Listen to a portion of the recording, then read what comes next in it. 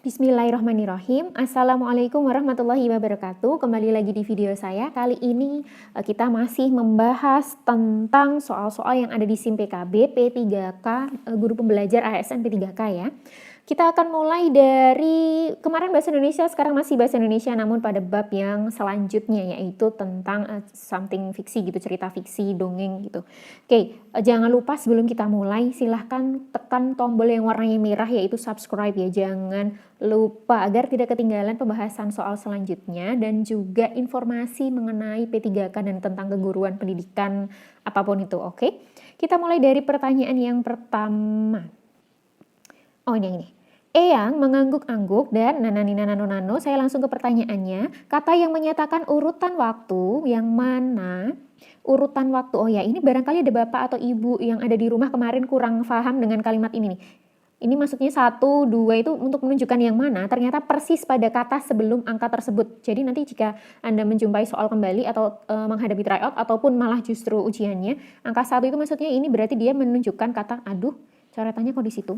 Menunjukkan kata mengangguk-angguk, kemudian 2 itu mulai, nomor 3 itu namun, 4 itu menanggapi, dan 5 itu adalah yang tersenyum. Bukan seperti kalau zaman dulu kan angkanya itu menunjukkan pada akhir kalimat, tapi ini di belakang kata yang dimaksud.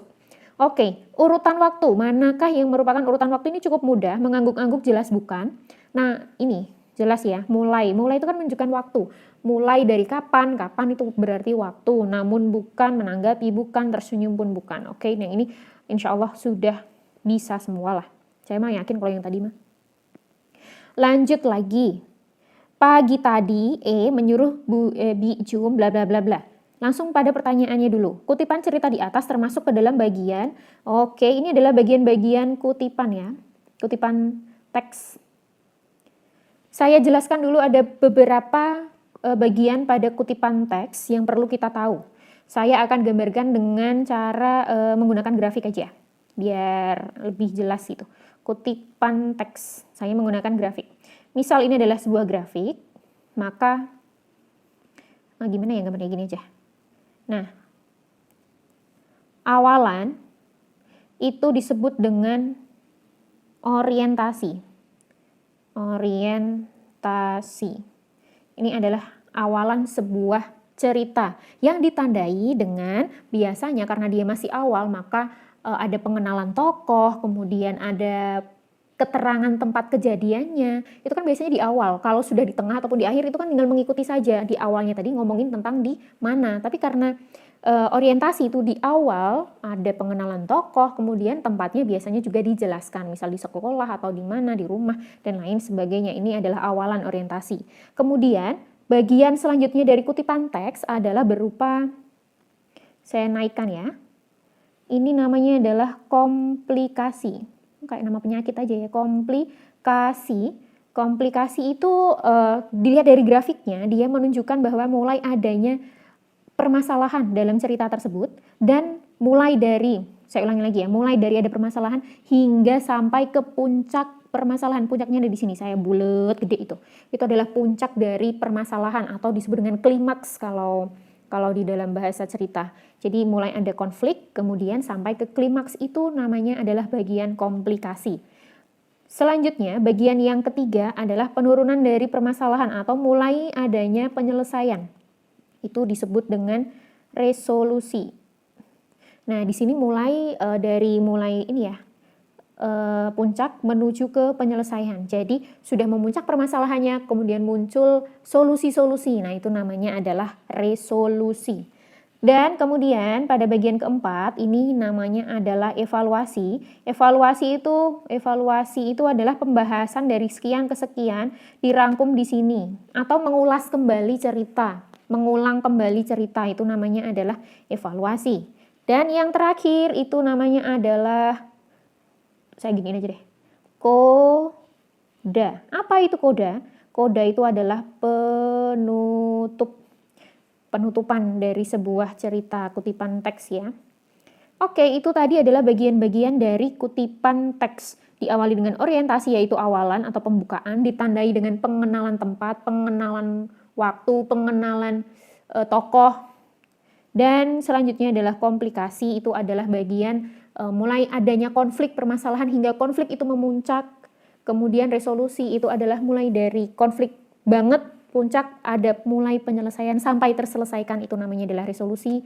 Kemudian pengulasan kembali, pengulangan kembali, itu namanya adalah evaluasi. Dan yang terakhir adalah koda, yaitu penutup dari kutipan teks tersebut.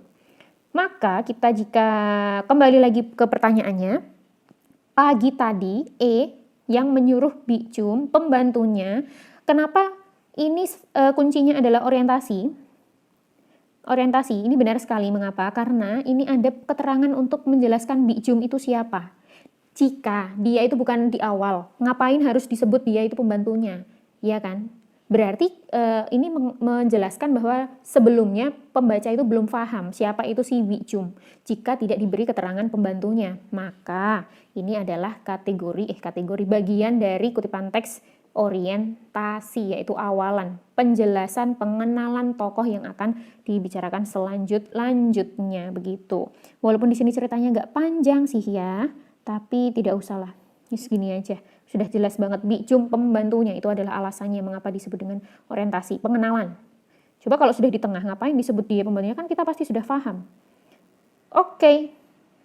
Selanjutnya, mengapa pagi ini waktu sangat kacau bla bla bla bla. Kutipan di atas termasuk ke dalam bagian apa? Oh, ini masih sama. Bagian kutipan tadi ada orientasi, kemudian ada komplikasi, ada orientasi, ada komplikasi, ada resolusi, ada evaluasi, dan di dalam koda biasanya ada amanatnya. Lanjut, kita cek dulu ini termasuk di yang apa gitu ya. Mengapa pagi ini waktu sangat kacau? Ucap induk gagak. Ia selalu segera mencari anaknya, namun ia tidak menemukannya. Ia pun kembali ke sarang, cemas dan sedih menjadi satu. Oke, ini termasuk ke dalam ini juga orientasi. Betul, mengapa? Karena mana tadi ya keterangannya? Oke, mengapa pagi ini waktu sangat kacau? Ucap induk gagak. Ia lalu segera mencari anaknya, namun ia tidak menemukannya. Ini masih ke dalam kategori orientasi, karena masih awalan sebuah cerita, belum ke permasalahan peliknya gitu. Kalau pelik kan sudah masuk ke yang komplikasi. Kenapa bahasanya komplikasi ya? Identik sekali dengan nama ini. Aduh. Coret-coret. Lanjut.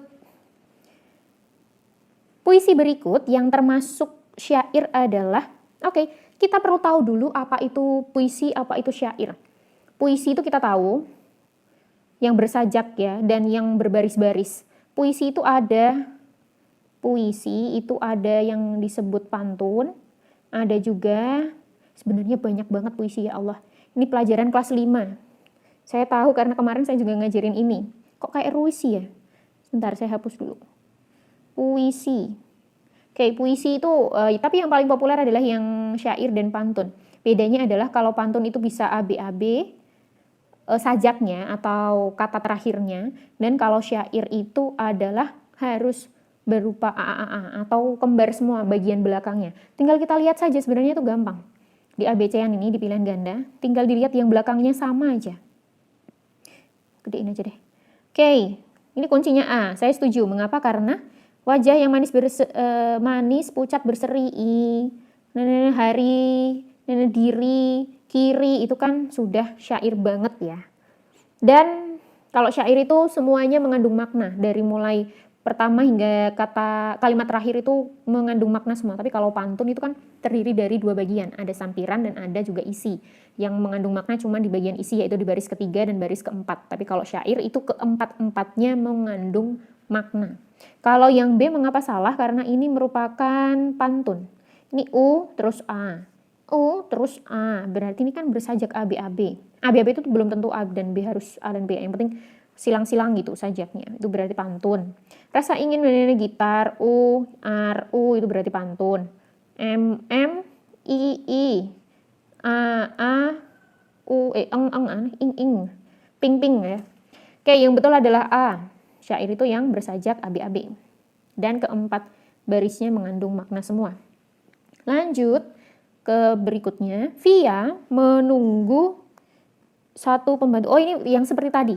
Angka 1 itu nunjukin kata menunggu. 2 itu sepulang, 3 itu mula-mula, 4 itu sakitan. Sakit-sakitan. Lagi kebatin, sakitan tuh apa?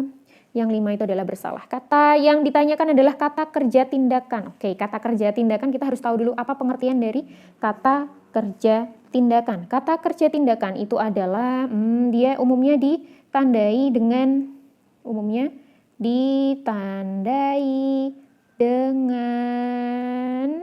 imbuhan. Insya Allah paham imbuhan ya.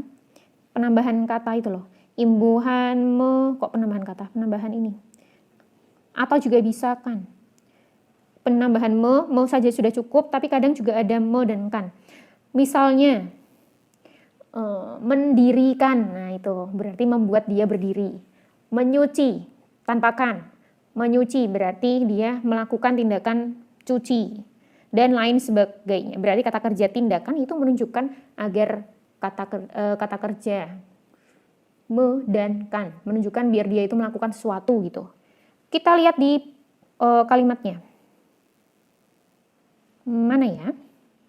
Wah, jelas banget. Inilah. Menunggulah. Yang lain tidak ada me. Iya kan? Berarti jawabannya adalah angka 1. Gampang. Kata kerja tindakan ini cukup mudah lah. Menurut saya. Saya yakin mah yang melihat video ini udah pada bisa.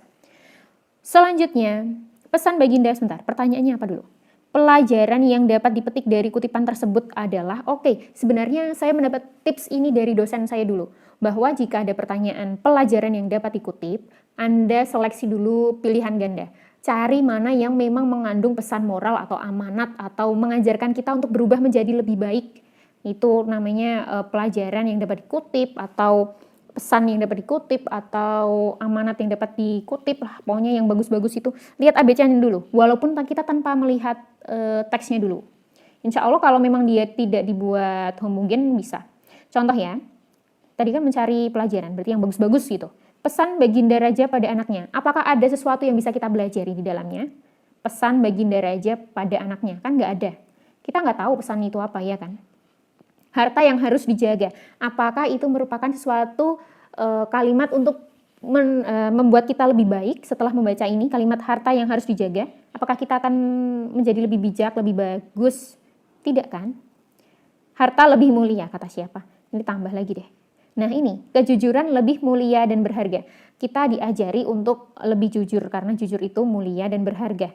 Ini jawabannya, karena membuat kita yang membaca kalimat tersebut menjadi terinspirasi, termotivasi untuk menjadi perilaku yang lebih baik gitu. Anak yang sombong, apakah ada sesuatu pesan moral yang bisa kita petik di situ di kalimat anak yang sombong? Kan tidak ada, maka jawabannya yang ini. Tanpa melihat paragrafnya loh, luar biasa kan triknya. Saya juga baru tahu waktu kemarin itu. Dengan dosen saya, dia tahu kayak gitu ya. Tanpa melihat teksnya, tapi jika di dalam pilihan ganda ada lebih dari satu pilihan yang baik dan bagus, baru kita baca boleh. Tapi kan lumayan mengirit waktu ya, jika sudah bisa langsung mendapatkan jawaban kan lumayan banget. Oke, lanjut lagi. Pertanyaan berikutnya. Dari Jakarta menuju Semarang, jangan lupa bla bla bla bla. Balasan yang tepat untuk pantun tersebut adalah, menurut saya, langsung lihat, kalau pantun itu langsung lihat ke bagian isinya, yaitu nomor 3 dan nomor 4. Nomor 3 itu adalah engkau senang, aku senang, karena kita memang bersaudara. Berarti membicarakan tentang emosional senang, dan juga tentang persaudaraan. Oke. Balasan yang tepat berarti ya membicarakan tentang tidak terlepas dari kedua hal ini. Misal kita langsung lihat di ABC-nya juga di baris ketiga dan keempat. Kita memang saudara, yang A, kita memang saudara, susah senang kita tanggung. Nah ini nyambung ngomongin persaudaraan. Yang B, jika engkau berbaik hati, bantulah aku bawakan buku. Kan tidak nyambung, ngapain ngomongin buku ya? Orang ngomongin saudara di sini. Lanjut lagi, jika boleh aku datang bertamu, mungkin ini sambil gitu ya, sambil berjalan. Kok malah bertamu? Kemudian kalau ada umur panjang boleh kita berjumpa lagi. Bisa, tapi ini lebih cocok yang saudara. Kemudian jika datang dengan ancaman, ancaman akan aku terima dengan gembira. Wah, ini orang gimana sih? Kok ada ancaman kok malah gembira, itu gimana? Temennya siapa sih dia? Oke, berarti jawabannya adalah yang A. Saya coba baca dari pertama. Dari Jakarta menuju Semarang, jangan lupa beli pepaya. Engkau senang, aku senang karena kita memang saudara. Jawabannya adalah buah lengkung enak rasanya, beli murah di Temanggung. Kita memang saudara, susah senang kita tanggung. Loh kan enak. Karena ngomongin saudara, dibales ya saudara lagi gitu. Atau tentang kesenangannya juga boleh tadi. Asalkan tidak ngelantur kemana-mana. Oke, tadi itu adalah beberapa soal yang saya ambil dari SIM PKB dan ini juga saya yakin ada yang dapat, tapi pas saya yang tidak dapat. Jadi saya ambil dari kumpulan modul sepaket ini, memang sudah sepaket-sepaket ini. Paket pembelajaran A, B, C gitu ya. Pada suatu hari, oh ya maaf, langsung ke soalnya saja. Yang termasuk kata sandang dalam kutipan di atas adalah, oke, kata sandang kita harus tahu dulu apa itu yang dimaksud dengan kata sandang. Kata sandang itu sebenarnya kita sudah sering sekali melihat atau mendengar atau membaca macam-macam kata sandang. Kata sandang itu adalah kata yang berbarengan dengan sebuah kata. Dia itu berbarengan dengan sebuah kata.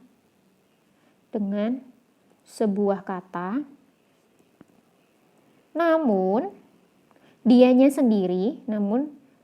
sendiri itu tidak memiliki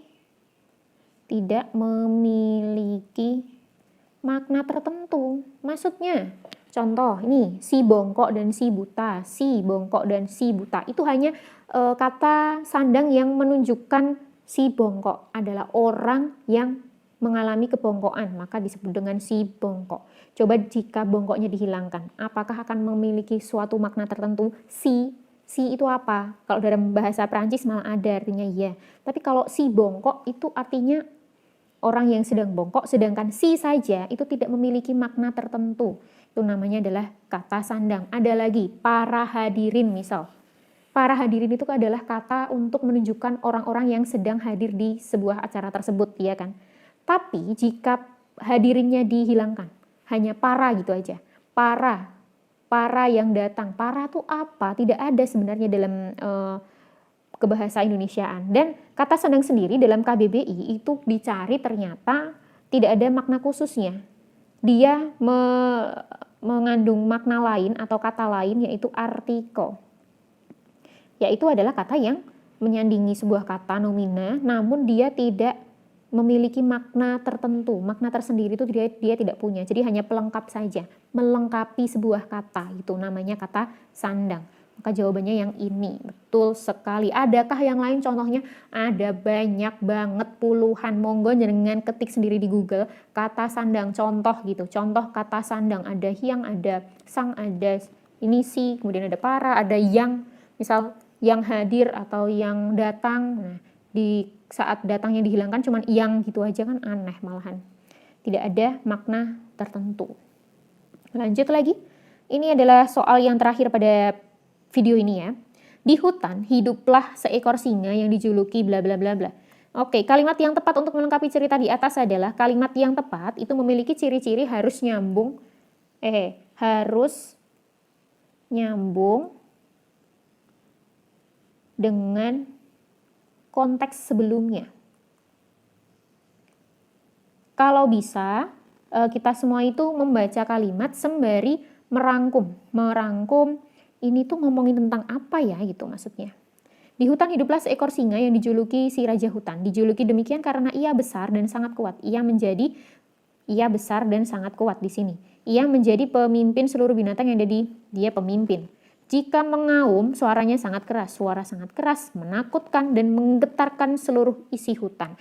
Berarti itu menunjukkan kegarangannya dari si raja hutan ya. Dari kalimat semua ini ngomongin keganasan, kewahannya si raja hutan.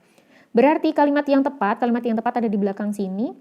Di sana hidup seekor singa buas. Tadi sudah ada di kalimat pertama. Semua binatang ingin melawannya. Orang semua hewannya takut. Ia sangat berwibawa, jelas. Oh ya, ini saya memberikan alasannya mengapa bukan itu. Kancil pernah disakitinya. Ini tidak sedang membahas tentang kancil. Tiba-tiba kenapa ada kancil? Seluruh isi hutan dan penghuninya mendengarkan apa? Mendengarkan suara orang, suaranya sangat keras dan menggetarkan dan takut, masa malah mendengarkan. Kalau bisa malah tutup kuping. Begitu ya, berarti jawabannya adalah ia sangat berwibawa. Wibawa sendiri itu adalah menunjukkan kemegahan, kepribadian yang kuat gitu.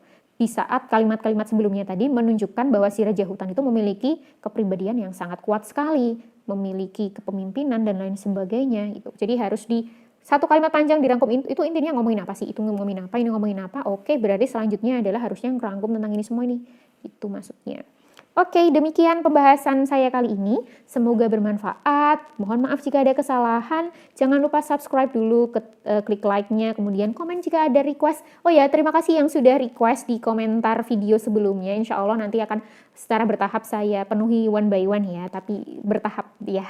Karena ya sambil ini itu ya udah, sambil jalan aja. Terima kasih. Saya doakan semua yang menonton video ini bisa lulus tahun ini dengan perolehan yang terbaik pada formasi masing-masing, dan jangan lupa yang penting adalah mencari keberkahannya semata. Terima kasih. Terus tonton video saya. Wassalamualaikum warahmatullahi wabarakatuh.